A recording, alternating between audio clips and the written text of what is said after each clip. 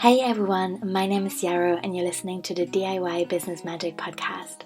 Welcome back. I hope you're having a beautiful start to your week, and I'm excited to share another episode on generosity and boundaries in business with you.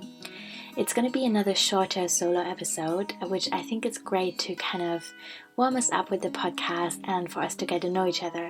But in the future, I'm also really excited to share interviews with you. So before we get into things, there's a couple of announcements. The first and probably most exciting one is that I'm running a free online workshop on business planning for 2019 on December 4th. And I'm doing this because it's really important to me to bring like-minded people together and to find ways in which we can set goals that feel authentic and doable and sustainable before there's any risk that we get swept up in the January wildness around goal setting and scarcity and competition and dieting and all that bullshit that really no one needs. So let's get together and do some journaling. There'll be some storytelling. You can ask me anything. I'll share a ton of tools and techniques that I'm utilizing, and we'll strategize in a way that feels good. So I'm really excited to see you there, and I'll link to that in the show notes. This workshop is going to be a warm-up for the live version of the DIY Business Magic program that I'm running in January.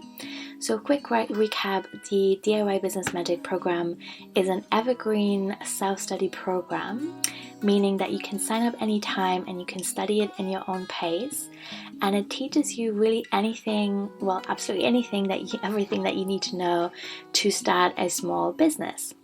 I'm teaching you a lot of stuff around mindset. There's a lot of journaling, there's self-care for entrepreneurs, there's tarot spreads, but there's also really technical stuff. So like screen share videos in which I'm showing you how I'm using tools for social media, how I'm building my websites, how I'm organizing myself, how I'm working on building my newsletter, and all these different things. And some people find it super helpful. I really loved the feedback I received so far, and I'm really proud that I'm able to offer it at such a low cost. So the suggested pledge is $11 on my Patreon, which gets you access to all my programs, including the business one, but then also the web design and branding one, as well as the Magic of Embodiment, which is a beautiful year-long program all about folk herbalism and tarot and ritual. So yeah, this is, like I said, usually a self-study program, and then people get access to me through the monthly live online workshops that I'm running, and that's a space where we create a sense of community and accountability and also hold space for our questions. And in January, I'm gonna do a live one of this program, meaning that every other week we'll meet on Zoom, which is a really cool community building online platform for workshops where we're going deeper into each of the 8 different modules. So there's more accountability and more momentum. Everyone is beginning the year together, and I really think that it's going to be a great community. The people in the program are incredible, and I'm currently working on creating more of a forum for people to connect on Teachable, where the course is hosted. So there's also going to be a directory of people so that we can support each other, which I think is really beautiful and important as well. So again, that's also going to be available for everyone who pledges $11 or more on Patreon, and the pace is going to be medium. Like, there will be excitement, but I think fortnightly workshops are just kind of right. You've got 2 weeks to work through each module. There's no rush. You can take all year, but you can also kind of benefit from the group momentum and use the first 4 months of the year to really start with super strong intentions and really good systems in place. So yeah, I'll link to that again to the show notes, and I'll finally start talking about generosity and boundaries in business now. Hooray! Thank you so much for listening. So I want to talk about this because I really think that having solid boundaries and also a sense of being able to be generous is a really key aspect of building a sustainable business. So when I was starting out almost 4 years ago, I used to say yes to absolutely everything because I needed to.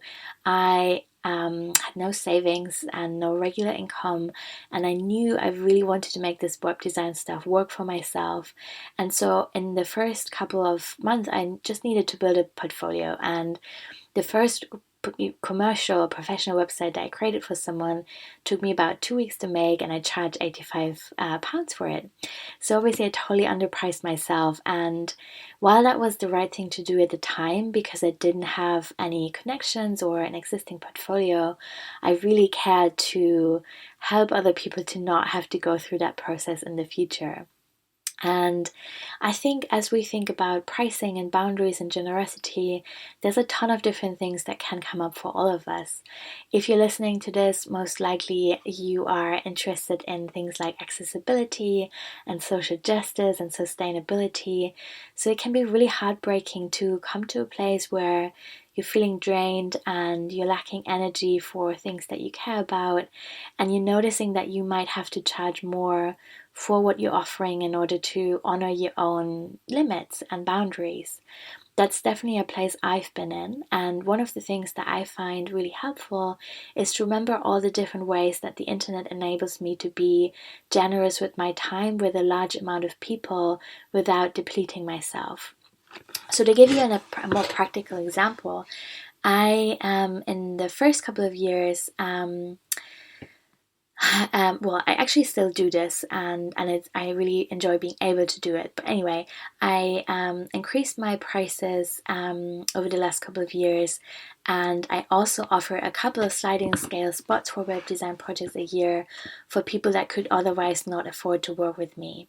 And I was pretty overwhelmed in the beginning because I didn't have enough income from paid work to justify doing that. And also I was receiving all these requests from friends of friends who were asking me if I could help them. And I just couldn't say yes to all of those. And so the online courses that I started teaching 2.5 years ago really came out of that desire of not wanting to say no all the time, but also feeling really tired. So the first course I ran was a DIY WordPress web design course. It's still available. It's been updated last year. And it teaches you everything you need to know to create your own WordPress site. So I wanted to create a win-win situation. I wanted to be able to give everyone who asked me something without it taking a lot of time on my end. So I created and recorded this course once, and then whenever someone came my way who didn't have a budget, I could just give them free access to the course. And in the process, I also found some paying clients for this course who were on a smaller budget and really grateful to have all the resources in one place to teach themselves how to do it. So yeah, that was really great, and it's something that I really recommend considering if you feel a similar struggle around your own pricing and wanting to keep your work accessible. Other ways or other things that I would offer you to keep in mind if pricing or your time is bringing up anxiety is that there's so many beautiful ways in which you can share free stuff or skills or information or resources. So podcasting, of course, is one way of doing that, and I'll record a whole episode about how I got into podcasting and what I recommend people check out. But you can also blog, and there's a ton that you can do on social media. So again, I think this is a process of figuring out what kind of offering feel easy to create for you and what you can give generously without feeling depleted at the end of it. So for me, for example, podcasting feels pretty easy. I love just sitting down with my microphone, but I find creating live content a lot harder. So I love my webinars, and because I feel some sense of intimacy with the people showing up, I can prepare on my end. I like Zoom as a space, but I don't tend to do a lot of live content on social media. So, lots of people do Facebook Lives or Instagram Lives. Just find that more anxiety inducing for some reason. And I know that about myself, and I just respect that, and I, offer different things in other spaces, and that feels good to me. But yeah, sharing skills is really important, and it's just about finding a way that makes sense to you. Another example that I wanted to give you in an area where I kind of wanted to be generous and needed to find a way to have boundaries around that is sharing skills with clients. So pretty much right from the beginning, I used to, and still do, I always teach my clients at the end of a web design project how they can update and maintain and edit their own site. And I think that's really important, and I also feel like it is a feminist issue because I hear from clients over and over again who worked with men in tech who kind of locked them out of their own site or didn't properly explain to them what would happen to the site in the future, or didn't give them access to tools to edit and maintain it. So many people, or especially women, came to me after getting stuck in a situation where they were kind of tied to someone in particular to maintain their website. And so when this first came up for me, I made this decision to really just give people all the access, make sure that they really own their site. So they're signing up for their own hosting account, they have access to the domain, to know how the website works. And even if, they might not know all the details, or they might not be super interested, in an emergency, they know where to look and they know how to make changes. And that's really important to me. And lots of people used to warn me about this and say, does that really make sense for you business-wise? Because you could just be charging these people ongoing fees for website maintenance, and then, you got regular income. And I decided against that because, well, for obvious reasons that I just described to you. I thought people needed to know how they can do it themselves. And I also found that this was a big reason for why so many people recommended me and why my business grew mainly through word of mouth in the first couple of years, because that was a new experience for people. Many folks who had hired someone in the area of tech or design had never been told, that they can do it themselves, and they found that cool. And so they told other people and were like, hey, I work with this web designer, and the website looks great, but I also know how to manage it myself. So yeah, that's another example of generosity creating a win-win situation for everyone involved. Okay, just looking back at my list, I made some notes. Oh yeah, so another example I wanted to give to you was the monthly workshops that I'm running. So if you've been in the online marketing world for a while, you might know of a concept that's called a funnel. So traditionally, or is there anything online that can be called a tradition? I don't know. But anyway, more conventionally, a funnel would be something where you are asked to sign up for some kind of free gift. So that could be a workshop or a download on audio or a mini course or a list of resources. There's so many different options. And then you're kind of on someone's list and you receive a nurture sequence that gives you more information. It might tell you the story of that business you got involved with, and it might prompt you to engage on social media, for example. And there's absolutely nothing wrong with that. That's not what I'm saying at all. I think that free offerings are a great way to, share skills, like I said, and also to give people a chance to get to know your work before they commit to spending any money. And if you have the right systems in place, this really doesn't have to be hard in any way. It's not like you have to individually send out PDF downloads to each and everyone who signs up. And I'll talk about systems till the cows come home if you like, so do hit me up if you have any questions around that. So anyway, this is conventionally what a funnel looks like, and it will then eventually lead into a paid program or product or service that people want to get you to buy.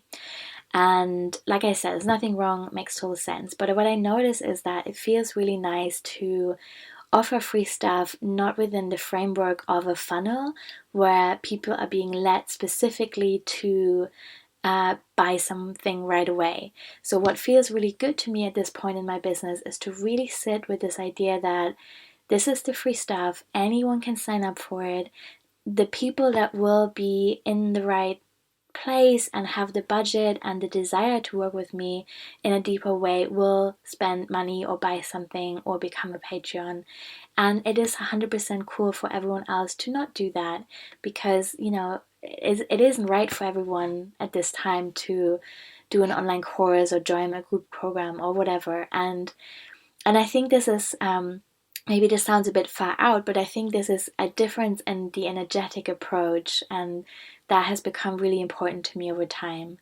And I also noticed that sometimes when there's a clear pattern where we're not hearing from someone for a month and month, there's no newsletter, there's little engagement on social media, and then suddenly when there's something to sell, we're being offered free stuff. I think that I 100% understand that it's really difficult to come up with free stuff all the time, and that there's so much work behind the scenes that many people don't see. So it is difficult, and so I understand that people often only offer free stuff when they have something to sell. But at the same time, I think there's really beautiful elements to building a community long term, and to not think only about conversion rates and what we can sell and how, but to see this as a long game, because that's really, what makes a business sustainable, to be in it for the long run. And that requires a lot of resilience and a lot of community that has your back. And I think generosity is the ground on which we can build that. Oh yeah, another example in which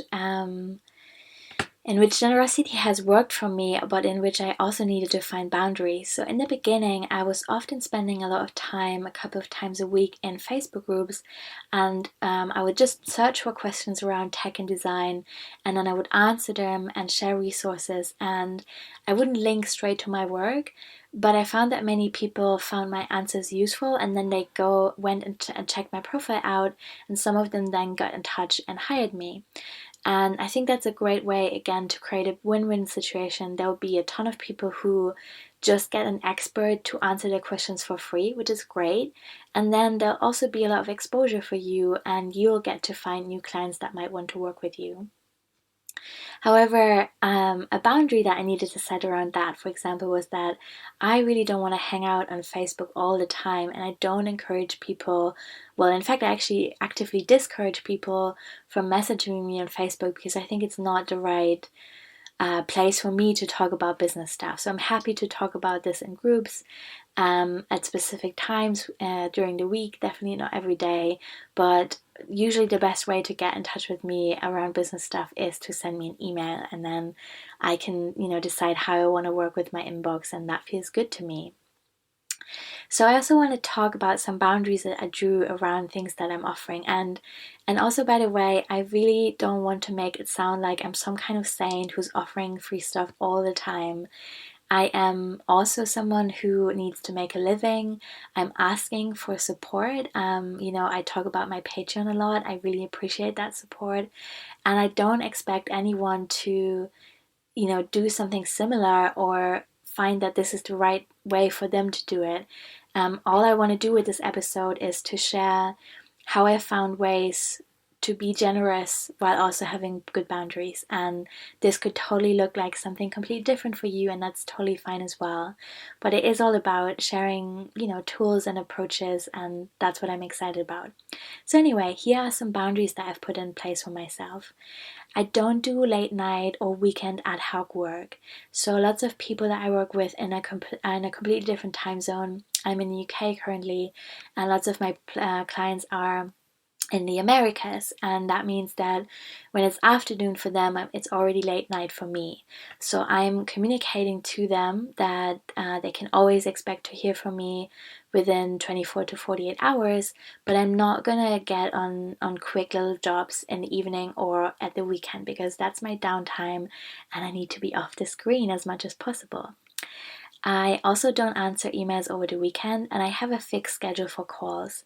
So I have an Acuity account, which feels really helpful. It means that I don't email back and forth around scheduling.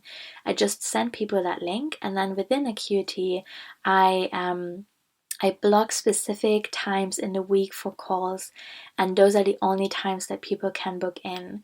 So example, I'm not taking calls on Monday morning because no way. I want to start my week super gently and, get some time by myself with my dog to plan and arrive in the space, and that feels good to me. I also don't run Facebook groups anymore. I used to be quite into them, and I ran one of them successfully with about 500 members, and that was a space in which I was sharing tech and design resources, and I was answering questions.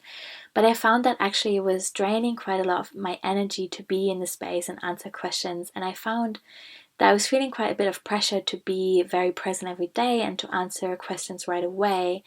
And at the same time, I wasn't feeling that I was building community, because people increasingly feel like Facebook is a very distracting space. It's not necessarily, in my experience, a space where deep conversations are being had or where we form very authentic or even intimate relationships with people that we meet.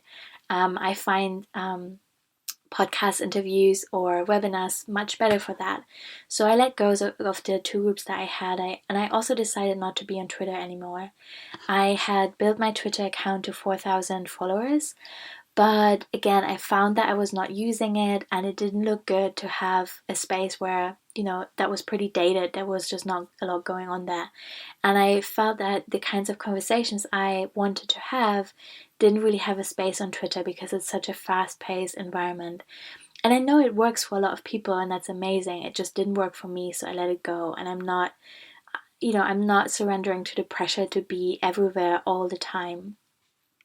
And then finally, I don't promote products or services that I'm not using myself.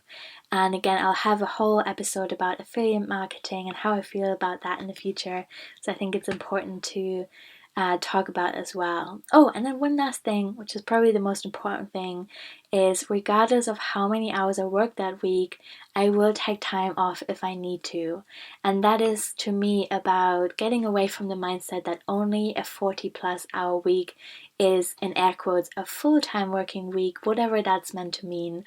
And I really just want to unlearn measuring my productivity or my worth as a person that way. And so yeah, yay for being generous, yay for having boundaries.